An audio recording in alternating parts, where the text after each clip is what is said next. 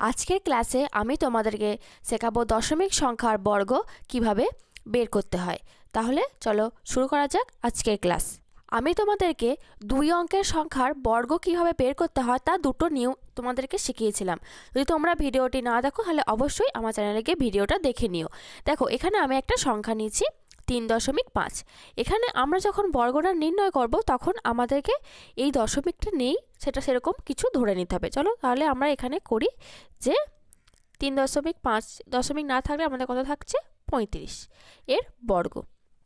আচ্ছা, এর বর্গটা যখন আমরা বের করি প্রথমে আমরা কি করব আমি তোমাদেরকে মুখোমুখি করে দিচ্ছি।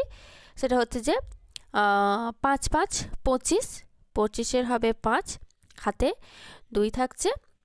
দেখো 5 আর 3 এই তিনটে মানে 5-এর বর্গ করলাম, সেখানে 25 হলো, 25-এর 5 বসিয়েছি, আর 5 3 15, 15 15 আর এই যে 2 গুণ হবে 15 2 30, আর হাতে আছে 2, 30 আর 2 হচ্ছে 32, 32-এর হচ্ছে 2 আর হচ্ছে যে 3 স্কোয়ার, 3 স্কোয়ার কত 3 3-কে 9, 9 আর হাতে যে 3 আছে 32-এ 3 2 বসিয়েছিলাম 3 আছে, 9 আর 3 হচ্ছে যে 12, 1225।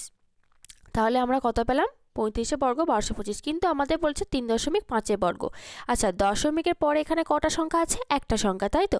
এবার যেহেতু একটা সংখ্যা আছে এটার যদি আমরা একের মানে দুটো হয়ে যাবে, তখন একটু দশমিক বলবো তাই দুটো সংখ্যা হয়ে যাবে, মানে ডবল হয়ে যাবে, যেটা হবে তার দ্বিগুণ সংখ্যা হয়ে যাবে। যেহেতু একটা আছে তাই দ্বিগুণ করলে দুটো হয়ে যায় এবং শেষ থেকে দশমিকটা বসবে। দুটো সংখ্যা যদি হয় 1 2, তার মানে দশমিকটা বসবে আমাদের এই জায়গায়।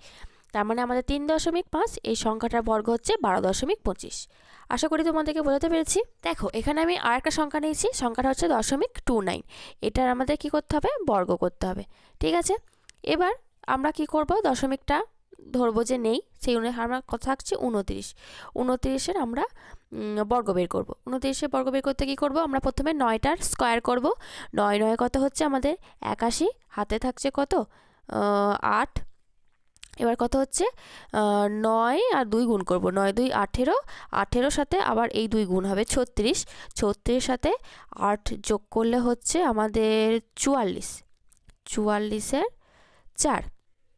আর দেখো, আর হাতে আবার কি হচ্ছে আমাদের 4 থাকছে। দেখো তাহলে 2 2 হচ্ছে 4, আর হাতে আর 4 আছে, তাহলে 4 4 যোগ করলে হচ্ছে 8, 8 হয়েছে। এবার আমাদের দশমিকটা দেখো কত বসে বলো তো। দেখো, দশমিকের পর আমাদের কটা সংখ্যা আছে? দুটো সংখ্যা আছে, তার মানে এর ডবল হবে, তাহলে 2 কত হবে 4টে সংখ্যা হবে। তাহলে দেখো এখানে 1 2 3, 3টে সংখ্যা আছে, তাহলে 4টে সংখ্যা মানে আমি এইদিকে আর একটা শূন্য বসাবো। যেহেতু বাঁ দিকে শূন্য কোনো মূল্য নেই, তাহলে 1 2 3 4 এর আগে আমাদের দশমিকটা বসবে। আশা করি বুঝতে পেরেছি। তোমাদের আরও দুটো আমি উদাহরণ দিয়ে দেখিয়ে দিচ্ছি। দেখো, এখানে আমার কত সংখ্যা আছে? 0.072 এর বর্গ করতে হবে।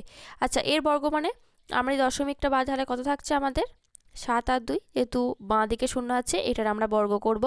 আচ্ছা, এর বর্গ করতে হলে কি করব, প্রথমে 2টার স্কোয়ার করব, 2 2 কত হচ্ছে 4, আর আমাদের থাকছে হচ্ছে 7 2 14, 14 2 28, হাতে যেহেতু কিছু নেই গো, 28-এর 8 বসবে, আর 7 7 49, 49 সাথে 2 যোগ করব, আমাদের কত হচ্ছে 51। এবার দেখো এবার দশমিকের পর কটা সংখ্যা আছে? 1 2 3, 3টে সংখ্যা আছে, তাহলে এর ডবল মানে 6টা, 6 ঘর পর দশমিকটা হবে, এই দিক থেকে 6 ঘর 1 2 3 4, 4টে সংখ্যা আছে, তার মানে আমাদের এর আগে আরও দুটো শূন্য বসাতে হবে। দুটো শূন্য বসালাম এবং এইখানে দশমিকটা বসিয়ে দিলাম। তাহলে দেখো 1 2 3 4 5 6, 6টার আগে হয়েছে। এখানে দেখো আর একটা উদাহরণ রয়েছে 0.87।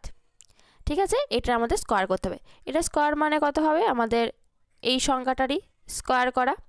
তাহলে 7 7 49, 49-এর 9, হাতে থাকছে আমাদের কত 4, আর সাথে আমাদের কত হচ্ছে 56, 56, 56-কে যদি আমরা 2 দিয়ে গুণ করি সেক্ষেত্রে আমাদের হবে হচ্ছে যে 112, 112-র আমাদের কিন্তু 2 বসবে, আর হাতে থাকবে আমাদের কত 11, এবং 8 8 64, 64-র সাথে আমাদের 11 যোগ হচ্ছে 65, আর 10 হচ্ছে 75, আর আমাদের দশমিকটা কত ঘর বসবে 1 2 2 এ 4, মানে 1 2 3 4 এর আগে আমাদের দশমিকটা বসবে।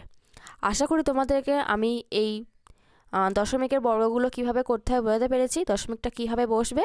আর এই যে কিভাবে বের করো সেটা তোমাদেরকে আমি আগের দিন নিয়মেই দেখিয়েছিলাম। যদি তোমরা ভিডিওটি না দেখো অবশ্যই গিয়ে দেখে নিও, সেখানে তোমাদেরকে আমি এই নিয়মটা ডিটেলসে দেখানো আছে, যেটা আমি মুখে মুখে এখানে করে নিলাম।